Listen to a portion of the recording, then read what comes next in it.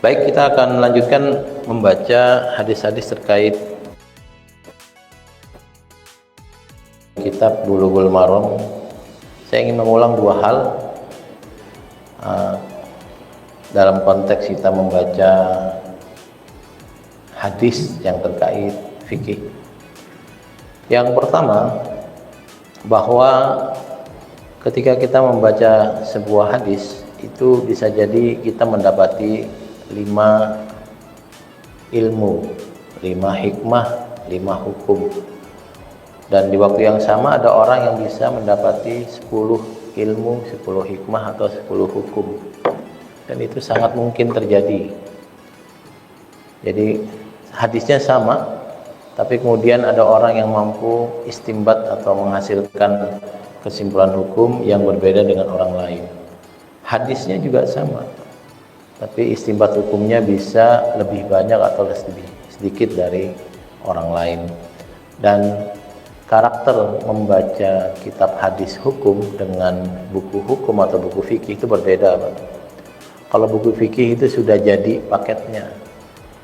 Nanti misalnya bab sholat diawali dengan definisi sholat, lalu rukun sholat, sunnah sholat, yang membatalkan sholat, yang mana formulasi ini disusun berdasarkan sekian banyak tafsiran ayat dan sekian banyak hadis.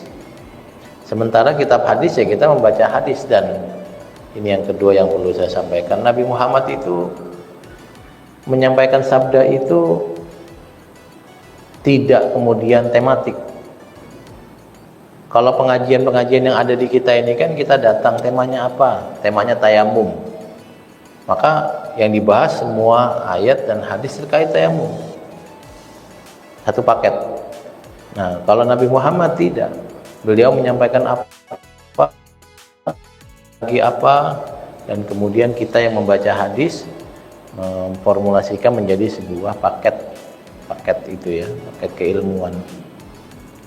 Jadi jangan beranggap bahwa kemudian sahabat duduk di masjid lalu Nabi setiap rutin ya, secara rutin, misalnya hari Senin bab fikih, hari Selasa bab tasawuf, hari Kamis bab apa gitu. Enggak ya, Pak.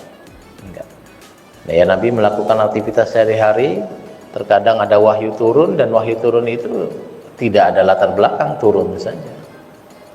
Atau mungkin ada suatu peristiwa lalu Nabi merespon peristiwa itu dengan hadis dan seterusnya. Maka kalau Bapak dan Ibu ingin belajar tuntas, cepat, tidak ribet, ya belajarnya fikih, bukan membaca hadis fikih. Karena kalau hadis fikih ya kita membaca hadis lalu kita coba pahami ini maksudnya apa, dan terkadang yang kita pahami berbeda dengan orang lain. Sementara kalau fikih sudah ada 1, 2, 3, 4 A, B, C, D, udah lengkap gitu kira-kira. Baik, sebelumnya kita sudah membaca sebagian hadis tentang sholatul jamaah wal imamah, sholat berjamaah dan menjadi imam. Saya akan baca beberapa hadis yang ada di bab ini yang sudah kita baca sebagian, kita ulang lagi karena menurut saya ada beberapa hal-hal yang bisa kita garis bawahi, kita tebalkan.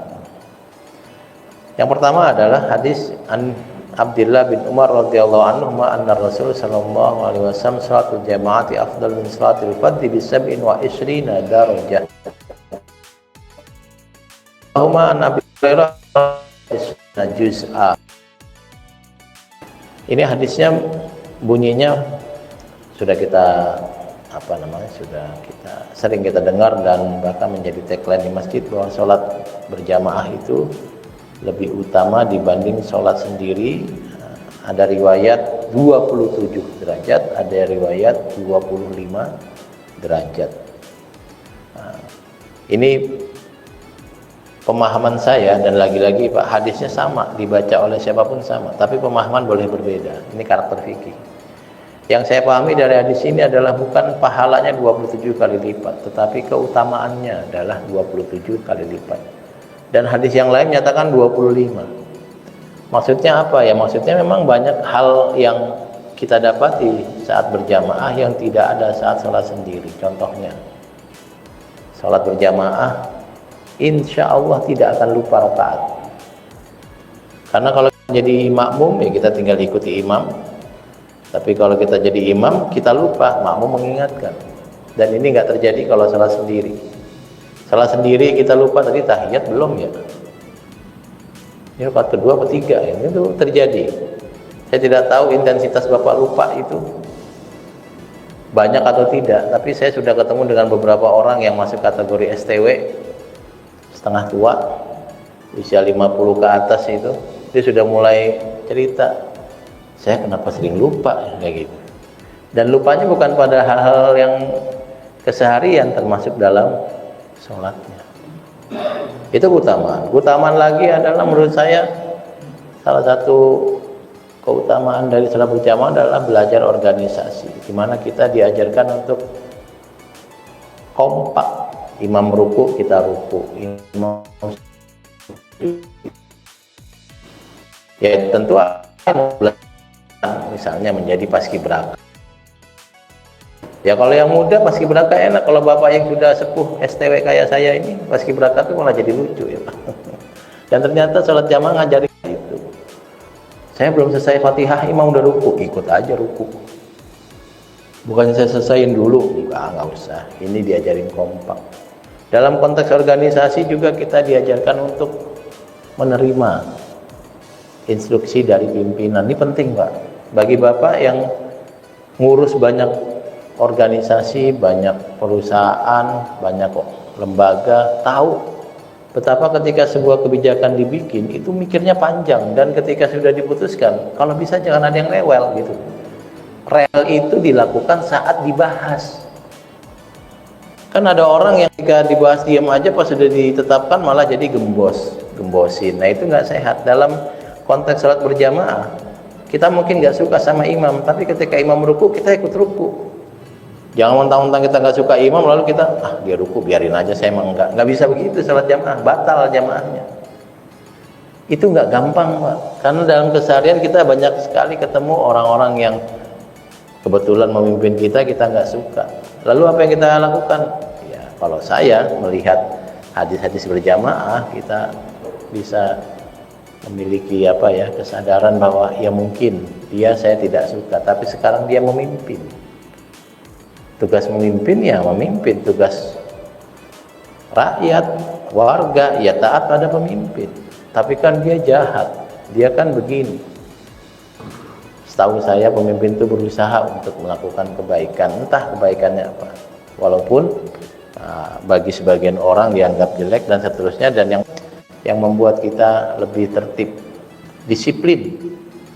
Karena kalau kita sholat berjamaah, masuk waktu sholat langsung azan, sholat qobliyah, lalu qomat, dan kita diajarkan seperti itu. Kalau sholat sendiri, ada azan, masih duduk, masih buka WA, nanti mungkin setengah jam kemudian baru sholat. Kalau kita berjamaah nggak bisa, sudah ada iqomah ya kita langsung ikut. Ada lagi pahala. Kenapa kalau sholat berjamaah ada jalannya, tiap langkah ada pahalanya. Kalau kita, misalnya saya sholat di rumah, ya pahalanya ya dari kamar mandi ke tempat sholat mungkin 5 langkah. Tapi kalau kemudian kita berjamaah, langkahnya akan lebih banyak. Apalagi dan terus dihitung sampai 25 Pak. Kalau bisa alhamdulillah. Lebih hebat lagi sampai 27. Wah, itu yang disebut keutamaan 27.